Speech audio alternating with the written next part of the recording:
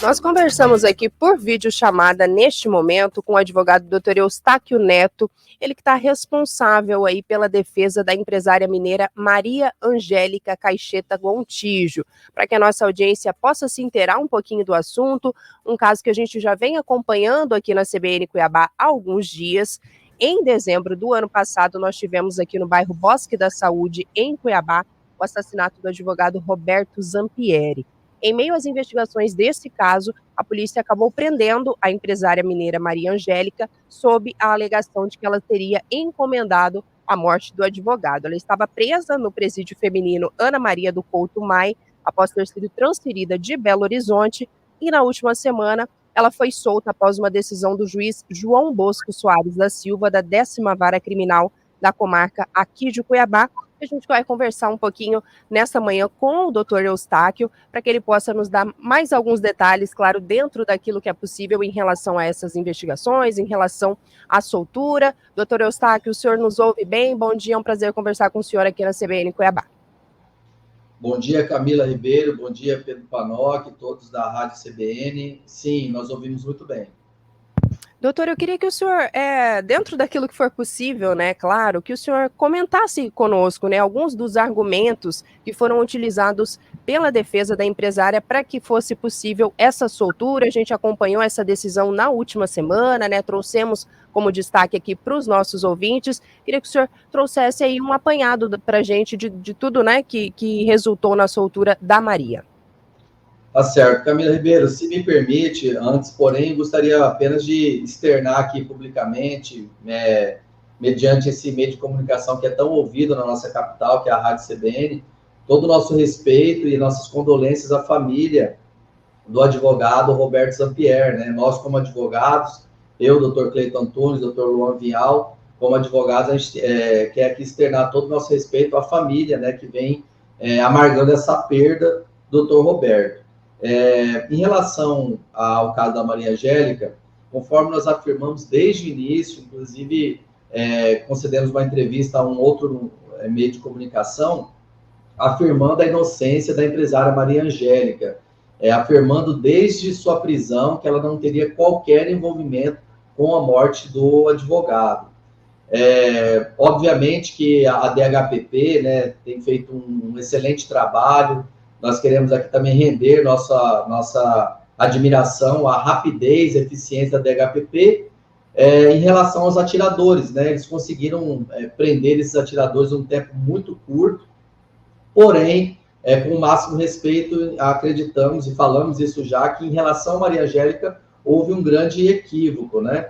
E o que a defesa fez, né, e vem fazendo desde a sua prisão é tentar demonstrar que ela não tem qualquer envolvimento, e o fato que trouxe isso mais à tona, né, e que nós levamos ao conhecimento do doutor João Bosco, o juiz que acompanha o caso, né, responsável pelo caso, foi exatamente o depoimento do Antônio Gomes, que é o atirador, confessou a prática do crime, onde ele afirma com detalhes, inclusive uma entrevista longa, ele afirma que o verdadeiro mandante, muito ao contrário do que vinham afirmando, inclusive em vários meios de comunicação, não seria uma mulher, e sim um homem, né? E ele fala que teria ouvido um áudio recebido do coronel Cassadini, né, preso recentemente, teria enviado ao seu comparsa, o Edilércio Barbosa, e cobrando,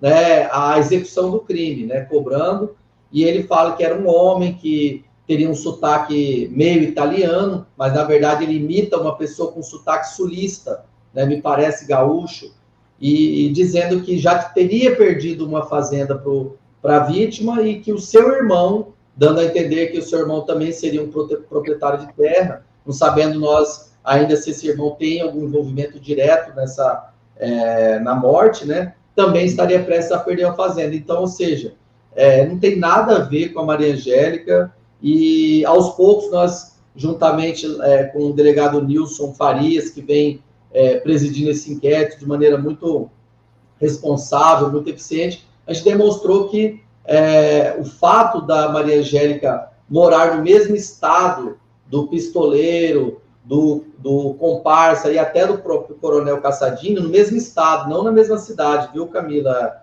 e Pedro? Isso por si só não daria margem para linkar ela diretamente a esse crime. Uhum. Mas, basicamente, foi isso. Trazer... Doutor Eustáquio, o senhor disse agora há pouco em relação às investigações que possivelmente teria ocorrido ali um equívoco, né, quando apontado ali o envolvimento da senhora Maria Angélica. Na visão do senhor, não há provas ali que de fato ligam o nome dela à execução do advogado? Quando você diz equívoco, seria exatamente o quê, doutor? Na verdade, um erro mesmo, né? Um erro, acho que, como eu disse, o trabalho da polícia foi muito eficiente e talvez, né, quero aqui crer que talvez ali houve um pouco de... eles se... como que eu posso dizer? Seria uma pressa, doutor, ou não necessariamente? Não, eles se precipitaram um pouco em achar que a Maria Angélica pudesse ser a mandante do crime. E o que eles tinham àquela altura? O fato dela ter tido, sim, um desentendimento com o advogado Roberto Zampier, né? Isso ela confessa, né? Realmente ele foi advogado dela há muito tempo atrás. Houve um entendimento entre a cliente e advogado, mas ela usou, a gente vem afirmando, ela usou os meios legais, né, as vias legais. Ela representou ele perante a OAB, ela processou ele criminalmente, porque ela entendeu que ele estava advogando para a parte contrária, isso é crime, né? E ela também entrou com uma ação civil na justiça, rescindindo o contrato, pedindo indenização, enfim, fez o que qualquer cidadão que se sente lesado faria, né? Então, e a vítima também fez, a vítima também representou criminalmente, ela, um outro cliente chamado Evelcide Rossi, mas esses fatos, isoladamente, eles não podem linkar diretamente a um crime tão grave, né? Então, tinha tido um problema com a vítima, morava no mesmo estado, mora, né? Só quero fazer um porém aqui. Ela mora em Patos de Minas, que fica a 430 quilômetros da cidade de BH, né, que é a capital. Então, assim, não era da mesma cidade, mas a polícia acabou ali achando que ela seria a principal suspeita. Esteve em Cuiabá no dia do crime, isso é verdade também, esteve em Cuiabá, porém ela esteve com seu esposo, com sua filhinha de 4 anos, ela tinha um compromisso oficial aqui, inclusive a gente já falou isso em outra entrevista. A senhora Maria Angélica, na verdade, é bom que todos saibam, ela que vem sendo vítima de várias ameaças aqui na região do Vale do Araguaia, no nosso estado de Mato Grosso, por questão de grilagem de terra, inclusive ameaças partindo de agentes públicos. E ela fez essa denúncia junto ao governo do estado, que prontamente ouviu, marcou uma agenda oficial para ela vir na Secretaria de Segurança Pública, trazer esses fatos. Ela, inclusive, esteve em Cuiabá meses antes, na Corregedoria da Polícia Militar. Então, assim, ela foi divulgado que ela foi presa com 2 armas. Sim, é verdade, mas essas armas são registradas, ela possui porte federal de arma, concedido pela Polícia Federal, exatamente por ela estar sendo vítima de ameaça há muito tempo aqui no Mato Grosso. Então, com o máximo respeito, a gente entende, sim, que se de um lado a Polícia Judiciária Civil agiu muito bem, muito rápido ao prender o atirador e o comparsa, acabou se precipitando, essa é a palavra que eu estava buscando, precipitando um pouco em pedir a prisão da senhora Maria Angélica. No entanto, mesmo com a prisão, Pedro Panocchi, ela teve uma postura totalmente colaborativa. Só para que todos saibam, ela entregou voluntariamente as armas, ela entregou voluntariamente o celular, ela forneceu voluntariamente a senha do celular dela, do aparelho, para que a polícia pudesse verificar. Ela entregou o passaporte, que, aliás, estava vencido desde 2018, elidindo toda a possibilidade de que ela pudesse ir para o exterior, morar fora. Então, foi ouvida, respondeu a todas as perguntas que o delegado fez, foram mais de 3 horas de depoimento, respondeu simplesmente todas as perguntas, ao contrário do coronel Cassadini, que foi preso recentemente, que ficou em silêncio, ela respondeu a todas as perguntas. Doutor, bom dia, Thaís aqui falando com o senhor. A empresária Maria Angélica, ela conhece o coronel que foi preso? Há alguma relação entre os dois? Oi, Thaisa, bom dia, até peço perdão de não tê-la cumprimentado. Não sabia que você estava ao vivo conosco também, perdoa a minha falha. Thaisa, fico feliz pela pergunta, para que a defesa possa esclarecer que a senhora Maria Angélica não conhece e nunca teve qualquer contato com nenhum dos outros 3, nem com o atirador, nem com o senhor Edilércio Barbosa, muito menos com o coronel Cassadini. Não conhece nem de vista, né? Aliás, ela nos disse que ela não ia a Belo Horizonte há 4 anos e meio, né? Mora no interior, mas não ia a BH há mais de 4 anos. Então, assim, não conhece, não teve, não tem nenhum tipo de contato ou ligação. Quando o senhor diz que ela estava recebendo ameaças aqui em Mato Grosso por conta dessa disputa de terra ali no Araguaia, ela recebeu ameaças diretamente do advogado? Olha, eu não posso aqui ser leviano e afirmar que ela recebeu ameaças do doutor Roberto. Ela afirma, inclusive, ela virá a Mato Grosso no momento mais oportuno para trazer esses fatos de forma oficial à Secretaria de Segurança Pública, mas ela afirma que ela recebeu várias ameaças, né, de um cliente do Dr. Roberto, né, chamado Evelcide Rossi, e também de agentes públicos, né, de agentes públicos todos da região do Vale do Araguaia. Tá? Ela se referia a policiais militares. Inclusive, ela chegou a propor medidas judiciais, criminais, na corregedoria também, contra esses agentes, né? 8h48. Para quem está chegando agora na nossa audiência, a gente está conversando com o doutor Eustáquio Neto, ele que é advogado da empresária mineira Maria Angélica Gontijo, ela que foi presa, né, pela Polícia Civil aqui de Mato Grosso sobre a alegação de que teria encomendado a morte do advogado Roberto Zampieri e foi solta na última semana após uma decisão aí da 10ª Vara Criminal aqui da capital. Doutor Eustáquio, a gente também acompanhando, né, toda essa situação, a gente já viu ali detalhes de que o Ministério Público já informou que vai recorrer dessa decisão que concedeu liberdade à empresária. A defesa vê ali algum tipo de margem para que ela volte à prisão? O senhor já expôs, né, uma série de pontos aqui para a gente, citou algumas situações ali que envolveriam a empresária com o advogado que foi assassinado, mas segundo o senhor, isso por si só não são elementos ali que justifiquem a prisão. Como é que o senhor entende também aí essa manifestação do Ministério Público? Tem algum temor? Não sei nem se essa seria exatamente a palavra, mas de que a empresária volte à prisão? Olha, Camila, é importante sua pergunta também. Toda instituição, por meio de seus representantes, ela analisa a situação posta de uma maneira, né, ali na sua visão. E o doutor Samuel Frungilo, que é um excelente promotor de justiça, ele entendeu que a soltura da senhora Maria Angélica não foi uma decisão acertada, né, do doutor João Bosco. E aí ele tem o direito de, discordando, recorrer.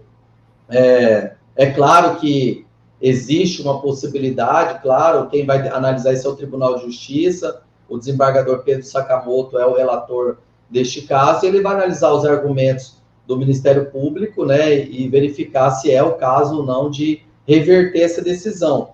A defesa, no entanto, diz com o máximo respeito, discorda totalmente. Acreditamos que a decisão do juiz João Bosco ela foi bastante ponderada, acertada, uma vez que ele tomou conhecimento do depoimento do atirador, onde o atirador fala de maneira muito clara, né, que o suposto mandante seria um homem, né, que não tem nada a ver com a senhora Maria Angélica. Inclusive, ele fala nesse mesmo depoimento que sequer a conhece, nem ela, nem o marido dela. Então, assim, nós acreditamos muito na justiça e eu tenho certeza que muito em breve, né, com a prisão do coronel Cassadini, muito em breve, seja esclarecido o verdadeiro mandante, né? Acreditamos ser um homem, o verdadeiro mandante desse crime, E aí, obviamente, que a postura do Ministério Público, eu tenho certeza que vai ser diferente. Doutor, a defesa estuda pedir revogação das medidas cautelares que foram impostas? Ô Pedro, com certeza nós pediremos, mas como a gente tem feito desde o início, né, cada passo a passo. Então, o próximo passo agora é ajudar, sim, a DHPP, dentro das nossas possibilidades, a esclarecer totalmente esse crime. Aliás, quero deixar claro que é de interesse nosso, como advogados, né, e tendo como vítima um também advogado, que esse caso seja totalmente esclarecido. É claro que a gente quer que a senhora Maria Angélica possa retomar aos poucos a sua vida normal, já que ela ficou presa 30 dias injustamente por um crime que ela não tem nenhum envolvimento, mas nós queremos esclarecimento dos fatos também. E tão logo, Pedro, nós tenhamos fatos novos, né, e eu acredito que nos próximos dias toda a sociedade mato-grossense, especialmente cuiabana, vai saber quem são os verdadeiros mandantes ou quem é o verdadeiro mandante, nós pediremos, sim, a revogação das cautelares, porque elas já não terão mais nenhuma razão de ser. Doutor, como foi para ela passar esse tempo na cadeia? Ela conversou com o senhor sobre isso, né? Ela se sente, como o senhor diz, inocente. Como que foi passar esse tempo lá na prisão? Thaís, obrigado pelas perguntas, porque nos permite, né, trazer toda a dor e angústia de uma pessoa que não tem qualquer envolvimento com esse crime, uma pessoa verdadeiramente inocente. Ela praticamente, né, chorava todos os dias. Ela tem uma filha de 4 anos de idade, pais que o pai dela tem Alzheimer, então são pais com idade bem avançada, o esposo, né, irmãos, enfim, todos nós temos família. E não só ela, como a família toda sofreu muito e não conseguia compreender, né, por que ela estava sendo utilizada como dizendo, bode expiatório nesse caso. Mas tudo na vida da gente tem um propósito. A senhora Maria Angélica é uma pessoa, assim, de personalidade forte, de fibra, ela não abaixa para quem quer que seja, né, dentro do direito dela, e por ela ter enfrentado muitos homens, muitas pessoas de poder naquela região, ela entende que acabou trazendo uma imagem, né, de uma pessoa que tivesse a capacidade de fazer isso, mas é totalmente ao contrário. Ela só fazia isso porque no nosso estado, infelizmente, essas questões relacionadas a terras, né, a pessoa tem que ter o pulso firme. Então, assim, hoje ela já está mais aliviada, né, mas certamente será um trauma que ela vai carregar para o resto da vida, uma vez que ela foi presa na frente da filhinha de 4 anos, né? Imagine 15 policiais fortemente armados, com fuzis apontando, né, para ela, e a filhinha de apenas 4 anos sem entender absolutamente nada. Então, ela sofreu muito. Quem teve contato com ela, não só nós, mas o pessoal do presídio feminino, via ela chorando todos os dias, mas com a certeza de que não devia nada e que a justiça seria feita em breve. Conversou conosco aqui nessa manhã, doutor Eustáquio Neto. Me corrija se eu estiver equivocada, doutor. Os outros advogados colegas do senhor Cleiton Antunes e Luan Vinhal, é isso? Isso. Obrigada a todos, então, aí pela participação conosco. Dizer que a CBN também está à disposição aqui, importante, né, a gente que está acompanhando esse caso, trazer aí detalhes também da defesa da empresária. Fica à vontade, doutor, para se despedir, para trazer aí algum detalhe, algo que a gente não tenha questionado, e obrigada pela participação de todos vocês aqui na CBN Cuiabá nessa manhã. Agradecer também Thaís Assunção, que, né, gentilmente conversou com o senhor para que pudesse conversar também aqui com a nossa audiência nessa manhã.